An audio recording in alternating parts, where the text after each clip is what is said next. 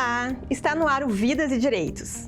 Eu sou Luciana Faio, advogada especialista em Direito Civil e Previdenciário, e hoje vamos discutir um tema que atinge o coração de muitas famílias brasileiras: acidente do trabalho e a proteção do lar. Quando um trabalhador se fere, o impacto vai muito além do canteiro de obras ou do escritório. Ele entra na casa das pessoas, afetando o sustento e o futuro de quem depende dele.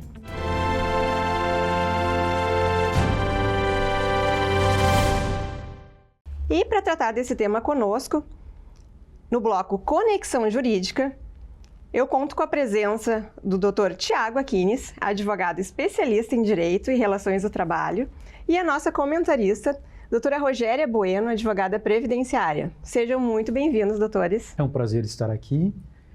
Quero agradecer a oportunidade de estar aqui. Quero dar o máximo de informações, explicações e ajudar as pessoas que estão nos assistindo, que eu consiga, com o meu trabalho e com o meu conhecimento, ajudar as pessoas, que eu sei que é um tema que angustia muitas pessoas e que muitas pessoas estão passando por essa situação, estão aqui em busca de respostas e soluções.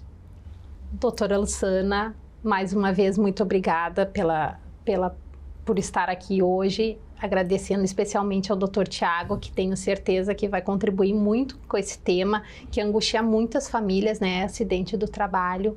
Então, assistam o nosso programa. Bom, doutor Tiago, acho que para nós iniciarmos assim, com a pergunta básica, assim, até para o pessoal de casa que está nos assistindo entender melhor, o que caracteriza legalmente o acidente do trabalho hoje e quais os primeiros passos que o trabalhador deve tomar? Certo. Essa é uma questão que muitas pessoas têm dúvida e às vezes já estão passando por essa situação e não sabem, né? Mas tem a doença ocupacional e o acidente de trabalho. E ambos são equiparados, certo? A doença ocupacional é quando a pessoa, o trabalhador ou a trabalhadora tem alguma doença relacionada ao trabalho. E não precisa ser doença somente física, pode ser uma doença psicológica, pode ser uma doença emocional, ou até mesmo, né, física, no caso, uma lesão, e não necessariamente uma lesão no braço ou na perna, mas também uma lesão na coluna, uma lesão no pescoço, qualquer problema de saúde físico ou mental que tenha relação ou com o trabalho, ou com a sua atividade, ou com o ambiente de trabalho também. Que problemas psicológicos, por exemplo, podem acontecer por conta do ambiente de trabalho que não é bom. Daqui a pouco tem muita pressão, muita cobrança, tem muito bullying, muita piada e a pessoa acaba tendo problemas psicológicos, né? Então, acidente e doença do trabalho são exatamente isso. São problemas relacionados ao trabalho, atividade ou ambiente de trabalho. Excelente, doutora, essa explicação. E isso já vem num contexto da NR1 ali, aquelas questões mentais que geram, de repente, um acidente do trabalho, a questão ali do burnout, que é uma doença mental. Então, excelente a sua explicação. É bem interessante também, né, doutor, porque a caracterização correta também é importante até para ser garantida a manutenção da subsistência familiar, porque isso vai ser muito importante, essa classificação, até depois para eventual, claro, a gente já está antecipando um pouquinho aqui, mas em eventual caso de acidente com óbito, né, é importante essa classificação para que os dependentes também não sejam prejudicados com isso, né. Também na questão da pensão alimentícia, essa incidência também sobre essas verbas aí, é importante também essas questões. E só complementando sobre a questão de como proceder, no caso, o trabalhador mesmo, se ele sofreu um acidente de trabalho ou uma doença de trabalho, e ele ele deve se dirigir à empresa e pedir a comunicação de acidente de trabalho, a CAT. Caso a empresa se negue ou não faça, o próprio trabalhador pode fazer, tá? Pode fazer por meio do Ministério Público do Trabalho, pode fazer online, é bem simples. Só não pode deixar de tomar alguma atitude, né? E, no caso, se tiver documentação médica, né, atestado de saúde, prontuário de atendimento, tudo isso é prova e tudo isso deve ser juntado. Viu, pessoal de casa, você que está nos assistindo hoje, guardem os documentos referentes ao acidente do trabalho, porque você vai precisar. E procure também um advogado especialista em direito do trabalho que vai poder lhe auxiliar melhor. Doutora, e se o acidente ocorrer no trajeto de casa para a empresa, a responsabilidade legal ainda recai sobre o empregador? Certo. No caso, se o acidente acontecer durante o trajeto, a empresa só vai ter responsabilidade quando tiver alguma relação com o trabalho. Tá? Aí, no caso, por exemplo, a empresa fornece transporte, ônibus ou van.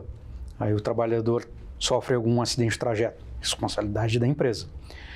No caso, ele trabalha com o veículo da empresa, moto ou carro, né? Também a responsabilidade é da empresa.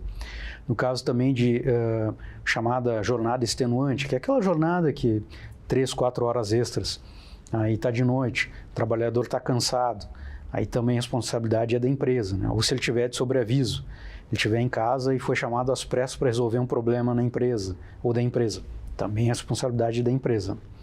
Não é responsabilidade da empresa quando o trabalhador está indo trabalhar, por exemplo, de manhã cedo, aí não é responsabilidade da empresa.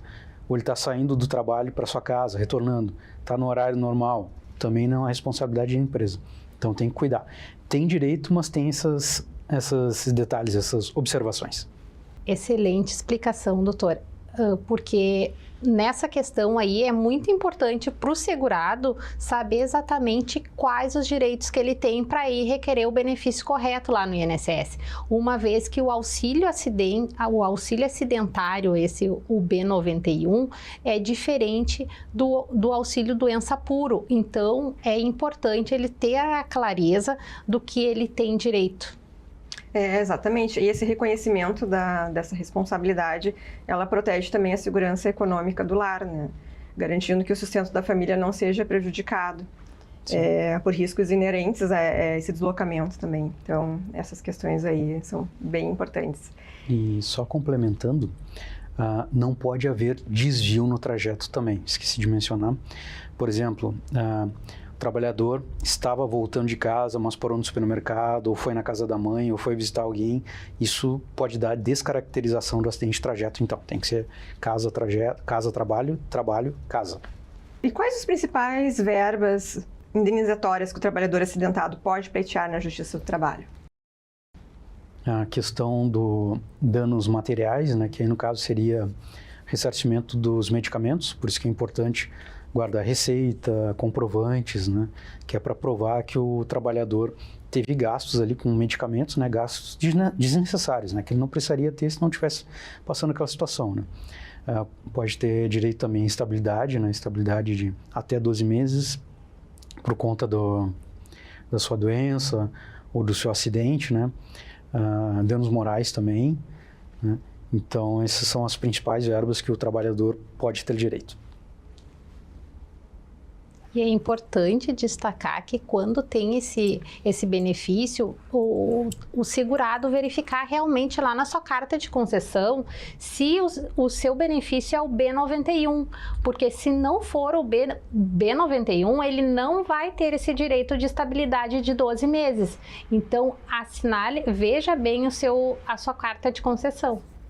É importante também, né, doutor, porque essas indenizações, assim, por danos materiais, morais, até questão também dos lucros cessantes, que é aquilo que o trabalhador deixou de ganhar, né, até mesmo a família em casos de óbito, é importante porque esses valores, eles vêm no momento, né, de alguma forma para prover o sustento da família que fica prejudicado, né, em caso de acidente desse trabalhador. E o trabalhador que sofre um acidente do trabalho e precisa se afastar, possui garantia de emprego ao retornar às atividades? Sim. No caso, se for doença relacionada ao trabalho ou doença ocupacional, ele vai ter estabilidade, né, de até 12 meses, que aí tem todo um cálculo, né, de proporção, né, quanto tempo ele ficou afastado, qual foi a perda de capacidade de trabalhar, né, tem toda essa questão. No caso de se for uma doença não relacionada ao trabalho, aí ele não vai ter estabilidade, mas aí entra a questão da dispensa discriminatória, né? Se for câncer ou alguma doença que tenha grande estigma ou preconceito, aí ele vai ter estabilidade também, né, por conta da dispensa discriminatória, que aí uma lei específica, não tem a ver com a doença do trabalho, nem doença ocupacional, mas também garante essa estabilidade. É importante esses detalhes que fazem a diferença lá para ter as garantias do trabalhador. E essa questão da estabilidade é bem importante, porque nem todo mundo sabe que se realmente, como nós já falamos anteriormente, se não tiver o seu benefício no B91, ele não tem essa garantia. Daí ele vai ter que pleitear lá no Direito do Trabalho, procurar um advogado especialista em Direito do Trabalho para conseguir essa estabilidade. Exato. E essa estabilidade provisória, ela garante também uma tranquilidade, um planejamento familiar melhor, assim, né? Com mais, digamos assim, com mais segurança também, né? Para a família. Porque evita também que a família fique vulnerável num momento tão delicado, né, doutora? E só complementando, caso o trabalhador acabe sendo demitido nesse período, aí ele tem que entrar com uma ação de reintegração. Em caso ele não se sinta à vontade por já ter sido demitido e achar que vai sofrer perseguição, que infelizmente é comum, ele pode pedir a indenização equivalente aos de até 12 meses de trabalho, né, que seria o período de estabilidade que ele teria ali. Perfeito. E no trágico caso de morte por acidente do trabalho, quais são os direitos imediatos que a família deve exigir da empresa? Certo. No caso de óbito, o contrato de trabalho é encerrado imediatamente por falecimento do empregado e tem direito a todos os benefícios que teria numa rescisão sem justa causa, né? FGTS, 13º, férias, saldo, salário, toda a rescisão, né?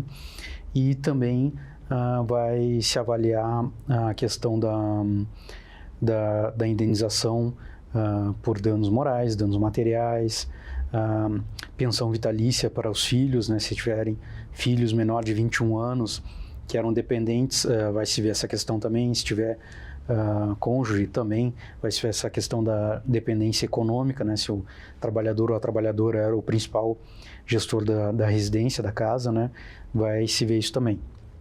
Também se for falecimento, né, por conta de um acidente de trabalho, tem que se analisar o ambiente também, que não pode a empresa, por exemplo, alterar o ambiente, alterar o local do acidente para tentar se eximir desse tipo de coisa. Então, eu sei que é um momento complicado e difícil, mas tem que ficar atento a esse tipo de detalhe.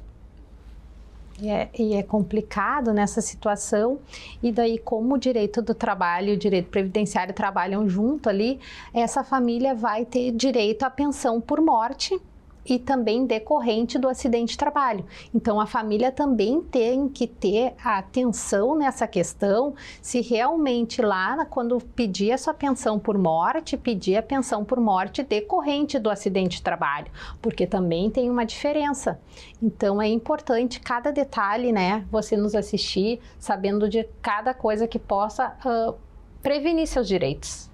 É muito importante também a questão também da carência, né, doutora? Que não... Sim, nesse caso não tem carência, né? Quando ocorre acidente de trabalho, é dispensada a carência, então é outro ponto importante de você saber. E só complementando, no caso de falecimento, a doutora vai saber bem, é muito importante fazer a habilitação dos herdeiros no INSS, porque vai ser feita a sucessão ali no processo trabalhista, né? E um dos principais documentos que o juiz já vai solicitar é justamente essa habilitação dos herdeiros. E a certidão de dependentes habilitados, né? Sim. Que vão ter direito a receber esse... Sim, porque verbas. Na verdade, o que acontece quando não tem filhos menores ali, essa habilitação, a viúva ali, ou o viúvo vai poder sacar o FGTS dessa pessoa. Então, é por isso a importância dessa habilitação lá no INSS. E sob o ponto de vista do direito sucessório, né, os dependentes, eles têm direito a pedir o dano moral, que a gente chama dano moral por ricochete, ou dano moral reflexo, porque eles também tiveram um abalo, ainda que indiretamente, pelo óbito desse familiar, no caso, né? E muitas vezes a questão também, os dependentes como pais, filhos, cônjuges, esse abalo, ele é presumido, né? Então é bem importante isso também. Que o pessoal de casa que está nos assistindo hoje saiba dos seus direitos. Doutora, doenças psicológicas e emocionais como burnout podem ser juridicamente equiparadas a um acidente do trabalho? Sim, a doença ocupacional é equiparada à doença do trabalho, inclusive a questão de burnout. Agora houve a regulamentação das normas regulamentadoras do trabalho, que agora tem a obrigação das empresas terem um núcleo de assistência psicológica, de tratamento de ambiente social do trabalho, justamente para tentar evitar a questão de burnout, que está acontecendo muito, né? É uma doença que já existia há muitos anos, né? Mas que a gente ainda não tinha um nome, nem uma definição e nem tinha normas específicas, né? Mas agora empresas grandes, principalmente, são obrigadas a ter psicólogos, né, especializados em doenças mentais e doenças emocionais. Então, o trabalhador que estiver sofrendo de burnout ou estiver desconfiado que está com burnout, ele tem que ir num psicólogo ou pedir uma avaliação, e com essa avaliação ele consegue um laudo, possivelmente de um psiquiatra. Talvez o psicólogo vá achar que não está habilitado para tratar diretamente do burnout, porque ele não pode dar um laudo definitivo, é mais o psiquiatra. Mas tem que ir nos dois, que um conjunto com o outro permite essa certeza. Interessante, doutora, essa explicação, né? Porque a importância desse laudo, o laudo médico ali, para fundamentar essa doença. Porque às vezes o segurado fica em dúvida, será que realmente eu estou doente? E nós precisamos do laudo do psiquiatra realmente para fundamentar lá o teu direito previdenciário, porque o laudo do psicólogo é fundamental, mas o que vai definir realmente a doença é o laudo do psiquiatra lá. Então, ou de repente um neurologista especializado nessas saúdes mentais, mas precisa ser um médico para conseguir o benefício. Sim, até porque é médico que dá o diagnóstico, né? E se ficar provado que a empresa não fornecia os EPIs, que são os equipamentos de proteção individual, como isso impacta o valor da indenização? Certo. No caso de não fornecimento de EPI, isso é uma omissão grave por parte da empresa, né? Isso afeta totalmente na questão do acidente de trabalho, né? Porque se presume que o acidente ocorreu por falta de fornecimento de equipamento de segurança, né? Logo por uma omissão da empresa. Então isso aumenta muito a indenização, tanto de danos morais quanto a indenização decorrente, né, do acidente de trabalho.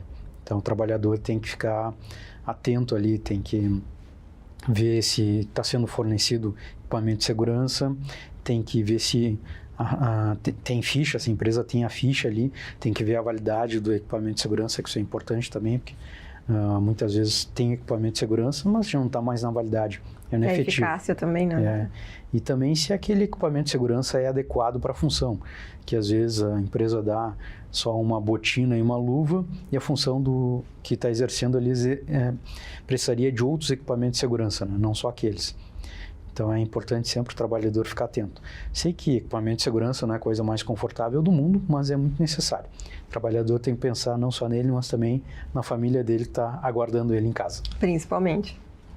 É muito importante, e às vezes a empresa tem que dar o treinamento correto e explicar para aquele trabalhador por que realmente ele precisa usar o EPI.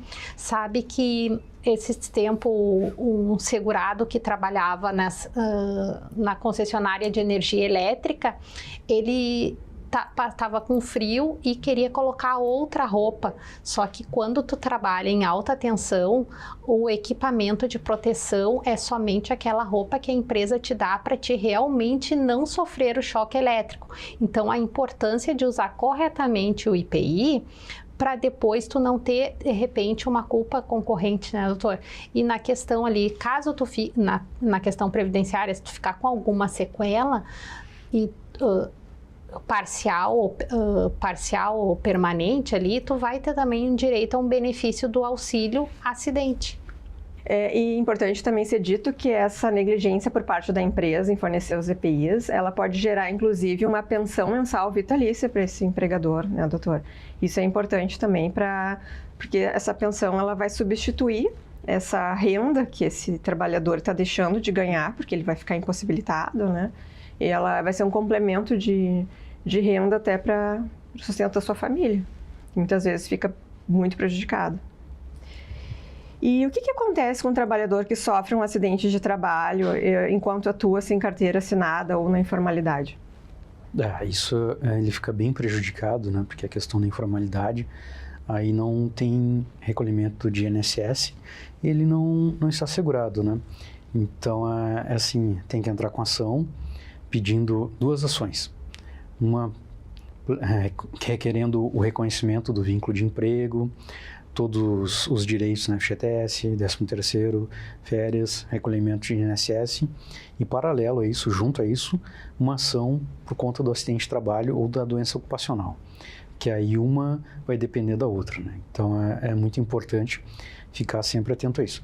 Caso esteja na situação, é muito importante ir pegando provas também, né? Para não só provar a questão da doença ocupacional ou do acidente de trabalho, mas também do vínculo de trabalho e emprego.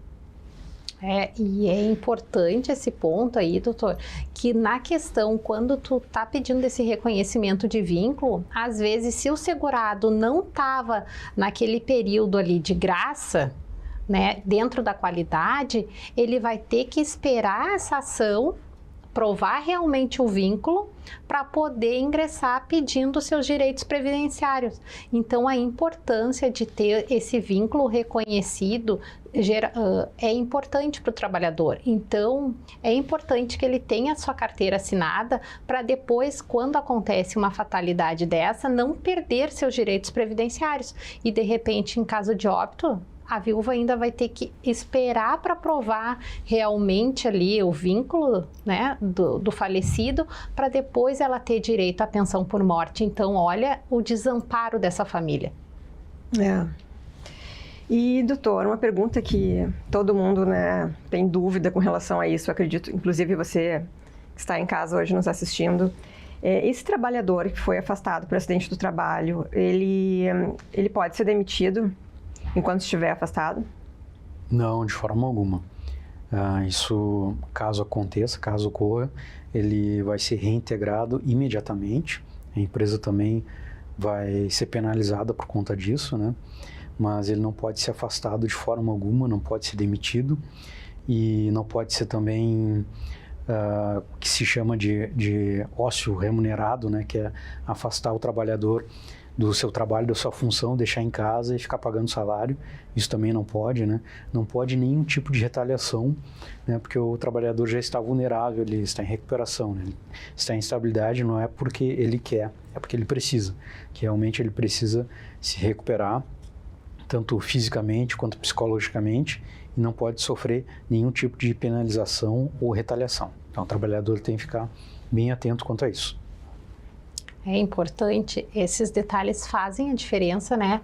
E enquanto ele estiver no benefício, a empresa não vai poder demitir ele. Então, quando é acidente de trabalho, ela vai ter que depositar o fundo de garantia. Então, tem que ficar atento a esses detalhes. E, doutor, em caso de acidente de trabalho com sequelas graves, o senhor recomenda a realização de acordos extrajudiciais ou via judicial? É sempre mais seguro, assim? Não, nesse tipo de caso, a extrajudicial não recomendo, porque precisa-se ter uma noção, tem que fazer uma análise da extensão dos danos, né, e da questão de valoração, tudo mais.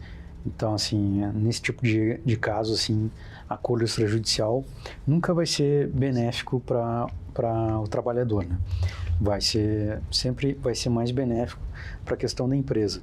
E também essa questão de extrajudicial acaba beneficiando a empresa pela questão de não comunicação de acidente, de estatísticas e tudo mais. Então, não recomendo. Sempre judicial. É um pouco mais demorado, mas é muito mais garantido e o trabalhador vai ter uma justiça bem mais efetiva. Perfeito. Bom, infelizmente nosso tempo está se esgotando. Gostaria de poder falar mais sobre esse tema que é muito importante, eu acho que é muito vasto também. E eu queria agradecer imensamente, doutor, hoje a sua presença, para nos ajudar aqui a desvendar esse tema que traz bastante dúvidas dos trabalhadores e para suas famílias, e também mostrando que os reflexos desse acidente do trabalho, ele pode ajudar, né, quem está nos assistindo, e saber também que a proteção, ela vai muito além do chão de fábrica. Então, muito obrigada mesmo pela tua presença. E aproveitando, deixa o seu arroba para o pessoal de casa poder lhe acompanhar. Foi um imenso prazer estar aqui. Espero ter esclarecido algumas dúvidas. Sei que sempre se pode falar mais, tudo, mas aqui é um assunto muito vasto. Espero ter esclarecido as principais dúvidas, pelo menos, né? E convido quem está nos assistindo a me seguir e ter mais informações sobre direitos e relações de trabalho.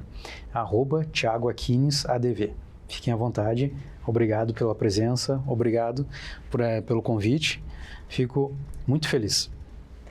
E mais uma vez agradeço a presença da doutora Rogéria Bueno, sempre pontual com as informações referentes ao direito previdenciário e essa conexão entre as áreas do direito previdenciário e, no caso do direito do trabalho, com um doutor hoje, nosso convidado, o doutor Thiago, e também do direito de família, que é muito importante também essa relação aí entre os direitos para proteger você que está aí nos assistindo e saber que vocês estão assegurados. Doutora Lussana, muito obrigada mais uma vez. Esse tema é muito...